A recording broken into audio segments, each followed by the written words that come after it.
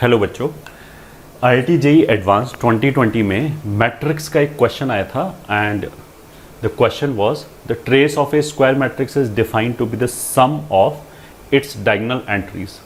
ठीक है, वो तो ट्रेस जैसे नॉर्मली डिफाइन करते हैं कि जो डायगोनल एलिमेंट्स हैं उनको जोड़ दो तो ट्रेस आ जाएगा। फिर उसने बोला if A is a 2x2 matrix such that the trace of A is 3, मतलब सोल्यूशन उसने ए क्या बोला कि एक 2x2 की मैट्रिक्स है और यहाँ पे जो दो एलिमेंट हैं उनका सम उसने 3 दे रखा है and the trace of A cube is -18, मतलब ए का हमने क्यूब किया फिर जो मैट्रिक्स आया उसका जो ट्रेस है, ट्रेस मतलब डायगोनल एंट्रीज का समेशन, वो -18 है। Then the value of the determinant of A is, ये 2 बार ऑफ आ गया, तो फिर हमें डिटर्मिनेंट की वैल्यू निकालनी है। देखो अगर तुमने बाकी लोगों के सोल्यूशन देखे होंगे, solutions are quite lengthy, but अगर इसमें हम थोड़ा सा दिमाग लगाएं तो हम इसको 2 लाइन में सॉल्व कर सकते हैं। ठीक है, अदरवाइज कैलकुलेशन काफ़ी ज़्यादा हो गया। क्वेश्चन जो आया था ये basically fill in the blanks में आया था। तो if I am able to make, ठीक है, एक मैट्रिक्स ऐसा जिसमें एक तो ट्रेस आराम से कैलकुलेट हो जाए, दूसरा ए क्यूब आराम से कैलकुलेट हो जाए, तो फिर आंसर हम बहुत फटाफट बता सकते हैं। ठीक है, अगर मान लिया मैंने जो मैट्रिक्स अज्यूम किया वो अगर गिवन कंडीशंस को सेटिस्फाई कर रहा है तो जो हमारा आंसर है ये, ठीक है, वो सभी का आंसर होना चाहिए। ये ठीक है, क्योंकि अगर इसने फिल इन द ब्लैंक्स दिया है तो it should not be matrix dependent. बस चैलेंज कहाँ पे आ रहा है, ये ठीक है, और चैलेंज कहाँ पे आ रहा है कि ऐसा मैट्रिक्स सोचेंगे कैसे, तो वो देखो बहुत आसान है। कैसे आसान है, क्योंकि अगर देखो हमारे दिमाग में कैसे चलेगा कि अगर ट्रेस की बात चल रही है तो डायगोनल एंट्रीज से मतलब है। आई वुड लाइक कि एक तो डायगोनल के अलावा जो एंट्रीज है वो पिक्चर में ना आए, पहली बात। दूसरा, ए क्यूब आराम से कैलकुलेट हो जाए। तो उसके लिए I can take a diagonal matrix. मान लिया हमने डायगोनल मैट्रिक्स ये लिया।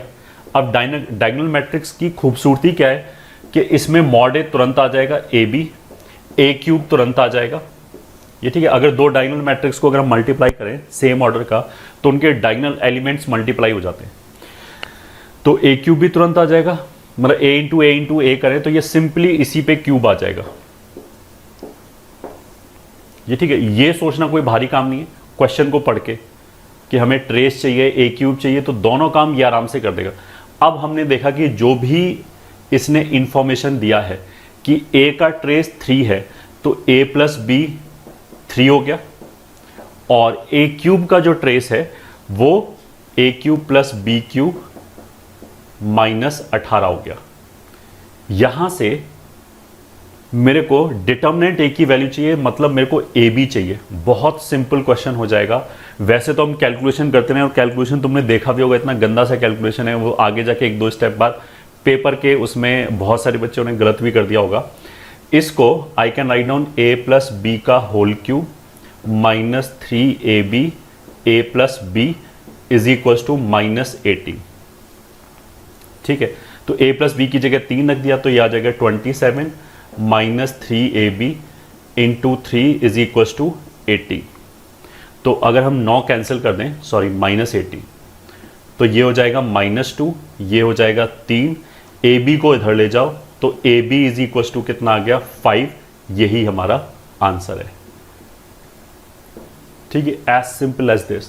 क्वेश्चन लिखने में 4 लाइन खर्च हुआ है, ये मैंने तुम्हें समझाने के लिए लिखा है।